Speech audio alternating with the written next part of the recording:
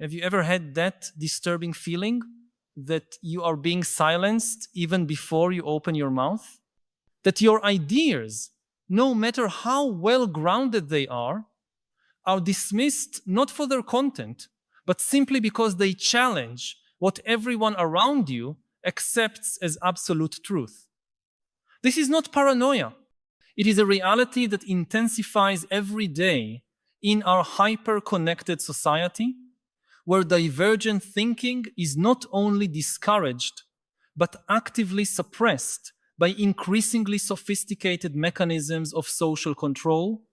What we are experiencing today is a subtle yet devastatingly effective form of censorship that doesn't need laws or government decrees to function.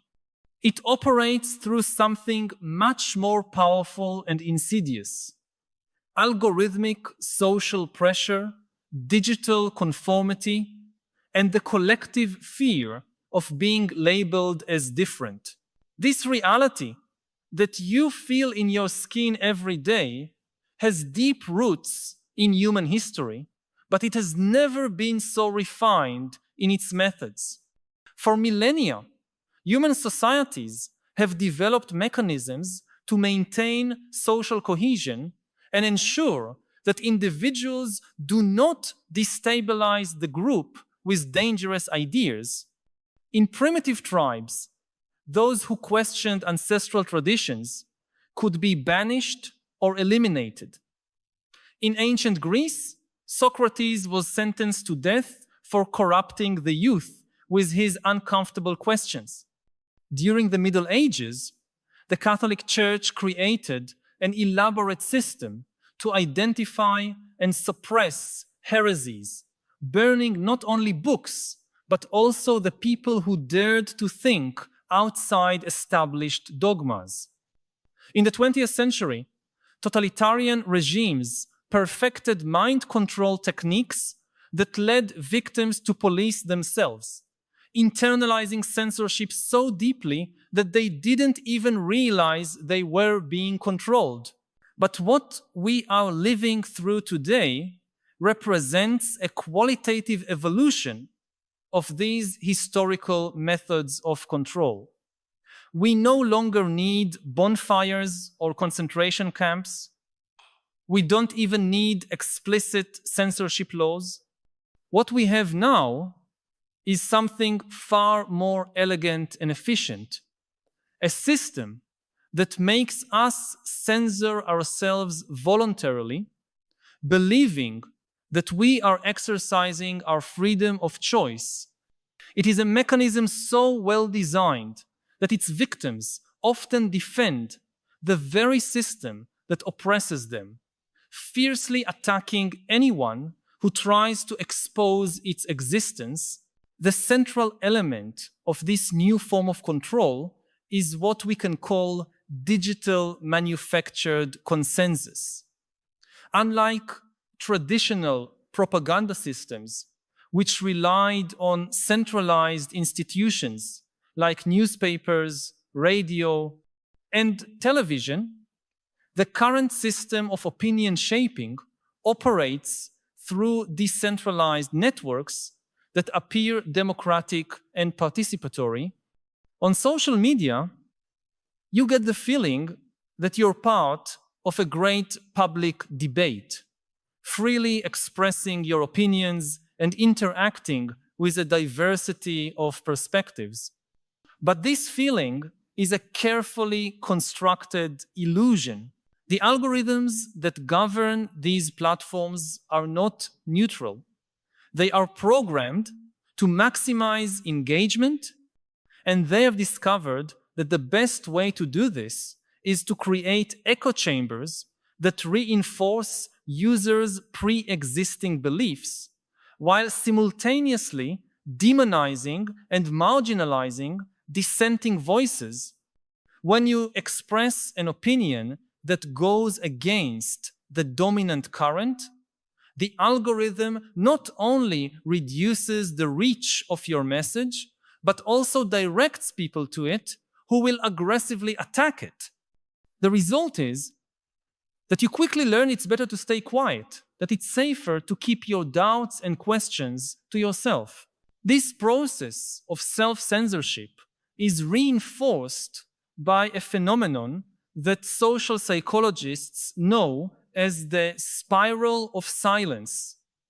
When we perceive that our opinions are in the minority or unpopular, we naturally tend to avoid expressing them publicly. But in the digital environment, this natural tendency is artificially amplified. Algorithms make dissenting opinions seem much more isolated than they really are, creating a false sense that you are the only one who thinks differently. At the same time, they amplify voices aligned with dominant narratives, making them seem more numerous and representative than they are in reality. The result is a massive distortion of public perception about what people actually think. Surveys consistently show that there is far more diversity of opinion among the population than what is publicly expressed on social media or in the mainstream media. Millions of people have doubts, questions, and alternative perspectives, but they have been trained to believe they are alone in their thoughts.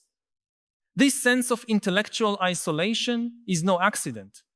It is the result of a system designed to create conformity through fear and social shame. The sophistication of this system goes far beyond what most people imagine. It does not operate solely through direct censorship or algorithmic manipulation. It creates a cultural environment where certain ideas become literally unthinkable. Through subtle conditioning techniques, words and concepts are loaded with such intense emotional connotations that people develop visceral aversions to certain lines of thought before even examining them rationally. This process begins in schools, is reinforced in universities, and culminates in the professional environment where expressing certain opinions can mean the end of a career. I want to pause for a moment to ask you directly, in which situations have you felt the need to hide or disguise your true opinions out of fear of the consequences? Those moments when you knew you had something important to say but chose silence because you realized your perspective would not be welcomed? I know we often keep these experiences to ourselves, perhaps out of fear of admitting that we bowed to social pressure, or because we've normalized this self-censorship as simply diplomacy or common sense.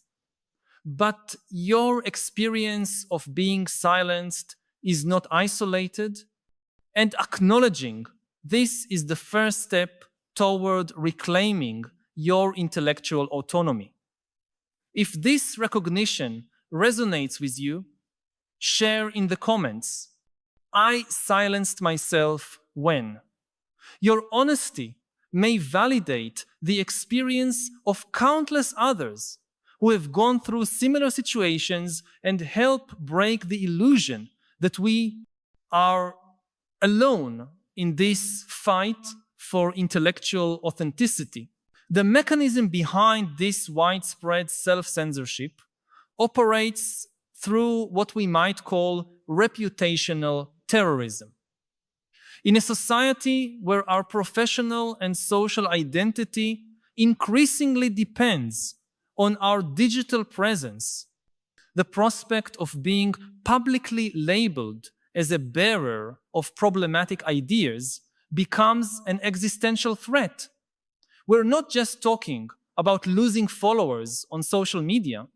We're talking about losing jobs, opportunities, relationships, and even access to basic services. This system of social control is far more efficient than any form of governmental censorship because it turns every individual into their own censor. The genius of this system lies in how it presents itself as liberating and progressive. It doesn't openly say that certain ideas are forbidden. Instead, it associates those ideas with morally repugnant traits: intolerance, ignorance, malevolence. Who would be crazy enough to want to be seen as intolerant or ignorant? Thus, censorship operates not through explicit prohibition, but through the manipulation of social identity. You are not forbidden from thinking certain things. You are simply conditioned to believe that good and intelligent people don't think those things. This conditioning is particularly effective because it exploits our fundamental need for social belonging. As highly social primates, our survival has always depended on our ability to integrate and be accepted by the group. Being excluded or rejected by the group activates the same neural circuits that process physical pain. Our brain literally interprets social ostracism as a life threat. The architects of modern control understand this vulnerability and exploit it ruthlessly. They know that most people would rather give up their intellectual authenticity than face the risk of social rejection. But perhaps the most disturbing aspect of this new form of control is how it infiltrates our own minds. It's not just about making us shut up publicly. The ultimate goal is to make us stop thinking forbidden thoughts altogether. Through a process that psychologists call internalization, we begin to police our own thoughts, developing a kind of digital superego that punishes us internally whenever our mind ventures into unauthorized territories. We have reached the point where we don't even need external censors because we have become our own oppressors. This internalization of censorship represents a complete victory of the control system because it eliminates even the possibility of resistance. When people stop thinking subversive thoughts, they stop seeking information that might contradict dominant narratives. They stop asking uncomfortable questions. They stop connecting dots that could lead to problematic conclusions. The result is a form of cultural lobotomy where entire societies lose the capacity for independent critical thinking. The role of technology in this process cannot be underestimated. Digital platforms are not just neutral vehicles for the expression of ideas. They are architectures of psychological control designed to shape behavior and thought. Every aspect of their interface, from recommendation algorithms to like and share systems, is carefully calibrated to encourage conformity and discourage dissent. These systems are constantly tested and refined using behavioral psychology and cognitive neuroscience techniques to maximize their effectiveness. But technology is merely a tool. Behind it are very specific human interests that benefit from maintaining the status quo. Giant corporations that profit from the predictability of consumer behavior, political institutions that rely on civic passivity to maintain their power, cultural elites who have built their identity and social status around certain ideological orthodoxies. These groups do not necessarily conspire in a coordinated way, but their interests converge in the creation and maintenance of an environment where independent thought is discouraged and conformity is rewarded. The irony is that Many of the people who most fervently defend this system genuinely believe they are fighting against oppression and promoting freedom. They have been conditioned to see any questioning of the system as a form of reactionism or extremism. This is the mark of a truly sophisticated control system. It convinces its victims that they are in fact its beneficiaries and that any criticism of the system is a threat to their well-being. Recognizing this system does not mean embracing conspiracy theories or paranoia. It simply means accepting that the same impulses that have always led human groups to suppress dissent continue to operate today, only with more sophisticated tools. It means understanding that the authoritarian tendency is not a historical aberration, but a constant of human nature that manifests in different ways in different eras. Our time is no exception. It has only developed more elegant and effective methods of social control.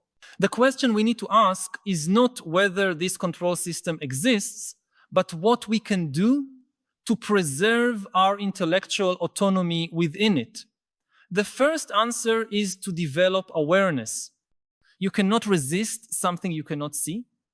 Once you understand how social pressure mechanisms operate, you can begin to make more deliberate choices about when to yield to them and when to resist. You can start to distinguish between your own genuine opinions and those implanted in you through social manipulation. The second answer is to actively seek intellectual diversity. This means intentionally stepping outside your echo chambers, looking for sources of information that challenge your beliefs, and exposing yourself to perspectives that make you uncomfortable. It means recognizing that intellectual discomfort is not something to avoid, but something to cultivate as a sign of growth. It means developing the courage to change your mind when presented with convincing evidence, even if it means admitting you were wrong about something important. The third answer is to cultivate relationships with people who value intellectual honesty above social conformity.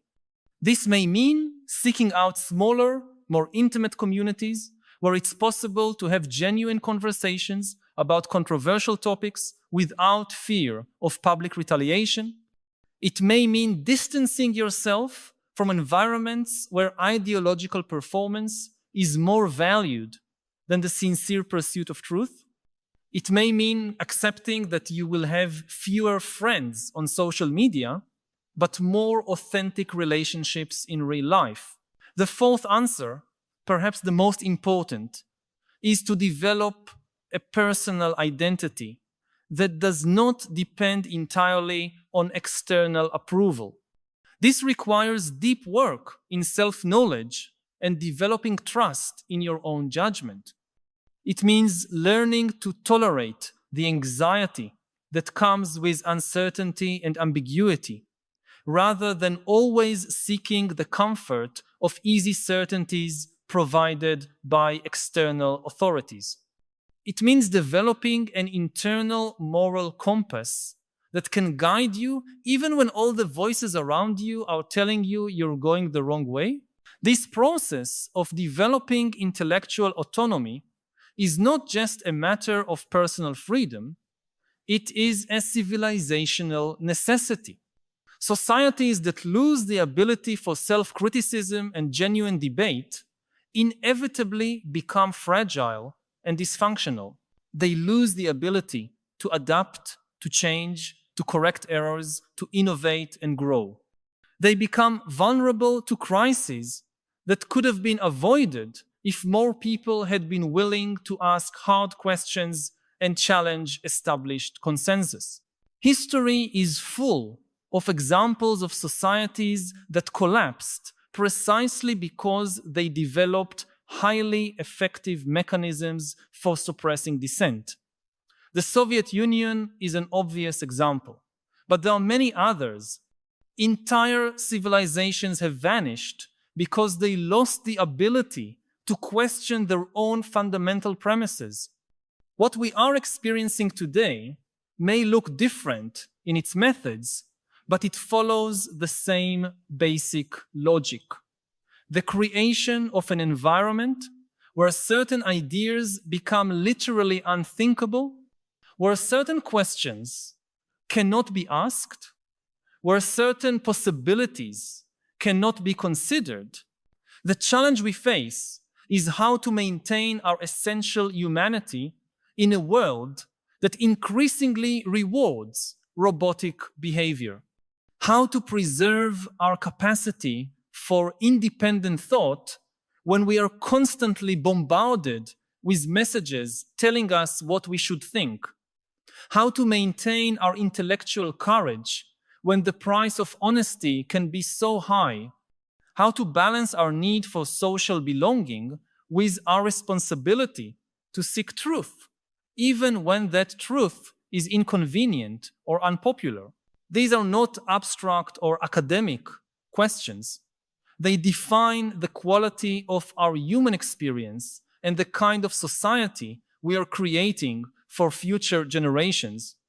Every time you choose to express an honest opinion instead of saying what is socially expected, you are making a small contribution to the preservation of intellectual freedom.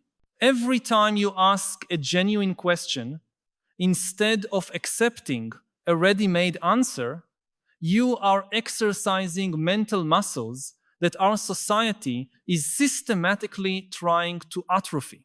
Resistance to this control system does not require grand acts of heroism. It begins with small acts of intellectual authenticity. Reading a book that challenges your beliefs, asking a question that might be misunderstood, admitting you don't know something everyone assumes you should, refusing to repeat a slogan that sounds nice but that you don't truly understand. These small acts of resistance may seem insignificant, but they are the building blocks of a free mind.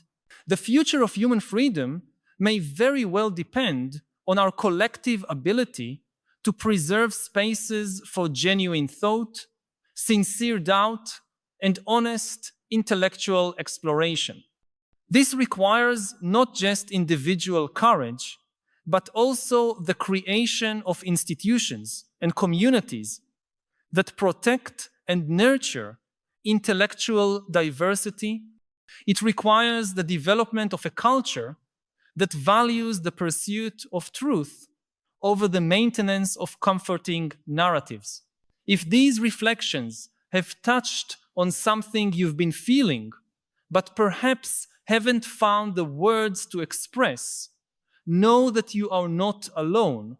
By subscribing to the channel, you will connect with a growing community of people who share your unease and your desire for a deeper understanding of the philosophical challenges of our time. Each week, we meet here to explore together the great questions that define our era and to seek not only understanding, but also wiser ways of living amid the transformations we are witnessing. This is not just a channel, but a space for dialogue and collective growth where genuine thought is welcome and necessary. Join us in this ongoing journey. Subscribe so we can continue this essential conversation about how to live with greater wisdom and authenticity in a world that often pressures us to conform and silence ourselves. If you appreciated this reflection and believe it may help others recognize their own experience of being silenced, leave a like so more people can find this content. Your simple action might be what allows someone who feels alone in their doubts, to discover that they are not as isolated as they thought. The final choice remains yours. You can continue allowing others to define the limits of what you are permitted to think, or you can begin to reclaim your intellectual autonomy. You can keep living in fear of expressing your doubts and genuine questions, or you can accept that an authentic life necessarily involves discomfort and uncertainty. The price of conformity may seem low in the short term, but in the long run, it is devastating. You gradually lose contact with yourself, with your own perceptions, with your own ability to navigate the world using your own intelligence. You become a stranger to yourself, living a life designed by others, pursuing goals you didn't choose, defending ideas you never critically examined. This is the true tragedy of modern mind control. It not only robs us of our freedom, it robs us of our very humanity. But this loss is not irreversible. At any moment, you can decide to stop, question, think for yourself. At any moment, you can choose courage over comfort, authenticity over approval, truth over social safety. This choice is always available, but only you can make it. Should AIs have the ability to open a bank account and manage a bank account? That's a very practical question. We are very close to the point when you can tell an AI, go out there, make money. Your goal is to make $1 billion. And one of the things about money, it's a very easy goal to define. An AI can make money in many ways. It can hire its services to people to write their essays or books or whatever, many things it can do. It can earn money. It can then invest this money in the stock exchange. So do we as a society want to allow AI agents to open bank accounts and manage them in any way they see fit? And then this is not a question for 50 years. This is a question for 5 years, maybe 1 year. How can humanity flourish in the era of AI? The answer is simple. Together, humans can control AI. But if we fight one another, AI will control us. Therefore, we should build more trust between humans before we develop truly super intelligent AI agents. Unfortunately, at present, we are doing exactly the opposite. All over the world, trust between humans is collapsing. The crisis of trust results from a big misunderstanding. Too many countries think that to be strong means to trust no one and to be completely separated from the others. But complete separation is impossible. Indeed, in nature, complete separation is death. Think about the human body as an example. Every minute, we breathe in and out, in and out. Every breath we take is a small gesture of trust in what is outside us. We take air from the outside into our lungs, into our body, and later give it back to the universe. This trusting in and out movement is the rhythm of life. If we distrust everything outside us and therefore stop this in and out movement, we die. I read in an interview that you gave The Guardian, they asked you the greatest regret of your life. And you said not being open about your sexuality earlier. Yeah. Why is that? Why it's my biggest regret? Yes. Or why? Because I think that the pain of kind of living in denial to myself. I mean, when I say it's a regret not coming out, it's not to other people, it's to myself. And looking back, the writing was on the wall when I was like 14, 15 for sure. Like if I would be on the beach, I would definitely look at the guys, not at the girls. But I couldn't acknowledge it. Like I had a divided mind, that one part of the mind knew absolutely 100%, and the other part of the mind had absolutely no idea. And again, it was just too much to handle, I guess. But this situation of living in denial and in repression of myself, just looking back, it was a lot of painful years.